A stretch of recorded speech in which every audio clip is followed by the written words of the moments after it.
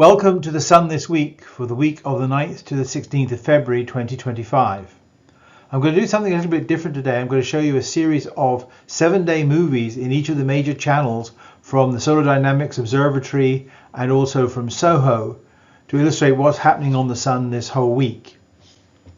During the week, we've had a number of events. The sunspot numbers have been rising. It's up now to about 190.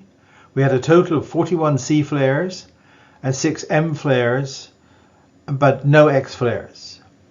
We've had several minor geomagnetic storms, mainly as a result of a large set of coronal holes that have crossed the surface of the Sun during the week. Let's start with the photosphere of the Sun. That's the coolest layer of the Sun, which is at about 5700 degrees Kelvin.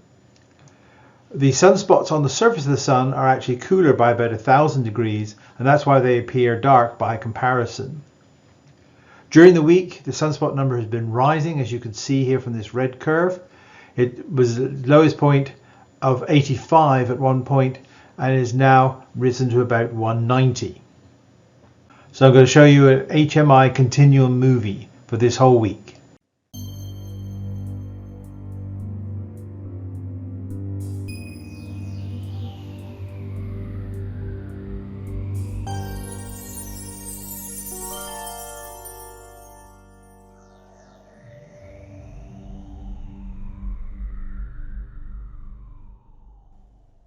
Sunspots, of course, are magnetic features, which is why they're cooler. And so let's take a look at magnetograms from the SDO HMI instrument. They show the magnetic field on the surface of the Sun. You'll notice that the region's polarity of those, in the southern hemisphere, negative polarity is leading and positive polarity is following. In the northern hemisphere, it's the other way around. Now, if you look over to the right, you'll see an image of the 1600 angstrom channel from AIA, and that shows the plage. These are the bright areas. Normally, a sunspot would actually reduce the amount of energy coming from the Sun. However, it's more than compensated by these bright plage areas that actually produce more energy. That's why there's more energy coming from the Sun during solar maximum than during solar minimum.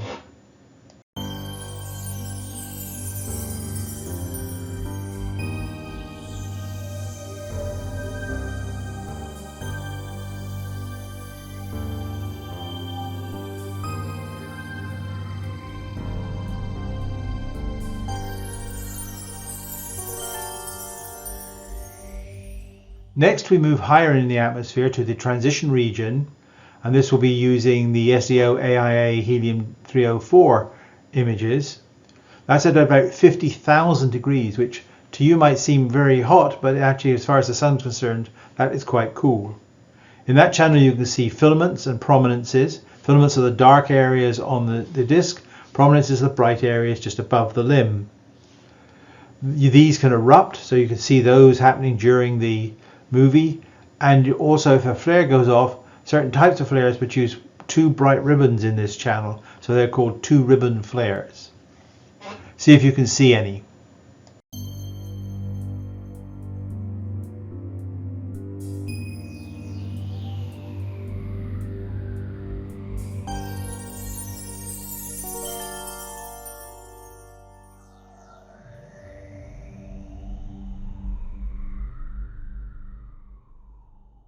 Moving higher again, we get out of the transition region into the quiet corona, and I have put quiet in parentheses. As you'll see from the movie, the quiet corona is anything but quiet. It's very dynamic, in fact. We're going to use the SDO AIA 171 angstrom movie to show you. The temperature is about 750,000 degrees. It shows the network of magnetic loops connecting sunspot regions, large-scale loops, and most importantly, transequatorial loop. That's loops that are connecting the regions in the north to the south, and those are very important in the evolution of the solar cycle.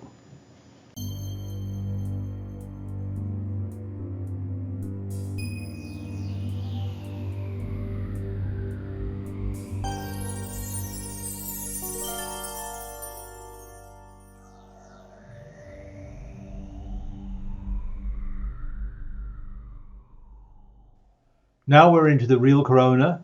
This is about 1.1 million degrees. Look at how different it looks from the previous images. This is from the SDO AIA 211 angstrom instrument, and it does enable you to see things like coronal holes. The dark areas on here are coronal holes. Those are open field lines that are streaming very high energy and fast plasma towards the Earth. And those can produce, as you see on the right, geomagnetic storms. The place where this is yellow shows where there's a minor geomagnetic storm. A minor storm is defined as a G1.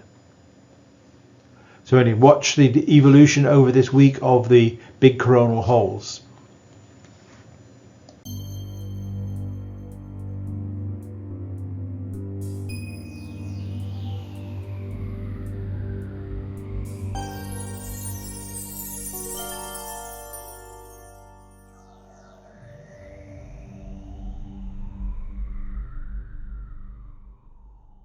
Now we're going to yet even higher temperatures. This is in the SDO AIA 335 angstrom channel. That's about 2.5 million degrees, or what we call active region temperatures.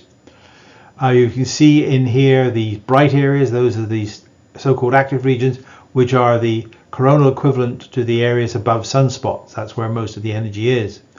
You can see magnetic loops joining within the active region, so you can see the structure of the active region.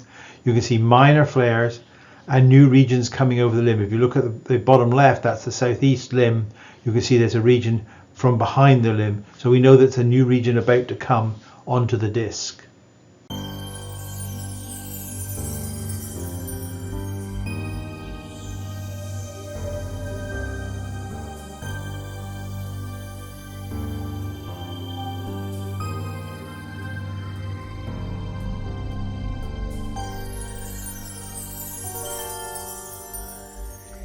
The size of a flare is measured by its X-ray intensity, and this is the GOES X-ray flux monitor.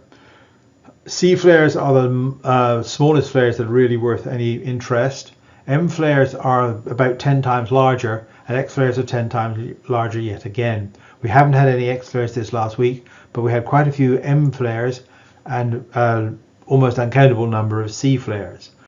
To look at major flares, we go to even higher temperatures, and to do that we're going to use the AIA 131 angstrom movie channel. This is equivalent to about 10 million degrees. The brightest flashes on this movie indicate the biggest flares. The brighter and longer the flare lasts, the more energy is emitted.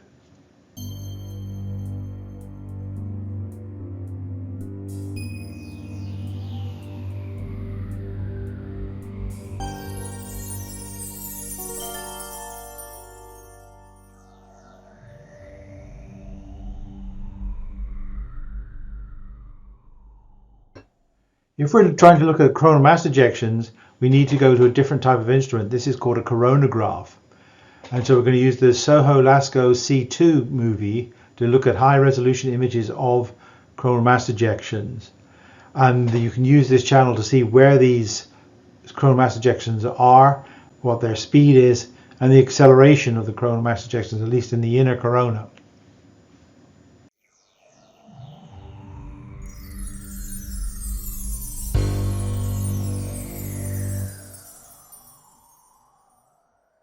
We can get an idea of the much larger scale issues associated with coronal mass ejections by looking at the Lasco C3 movie in conjunction with the C2 coronagraph. The C3 is lower resolution, but it covers a much bigger field of view. And so you can derive the speed and acceleration, in fact the deceleration of coronal mass ejections from this channel, and the extent and spread of a given CME.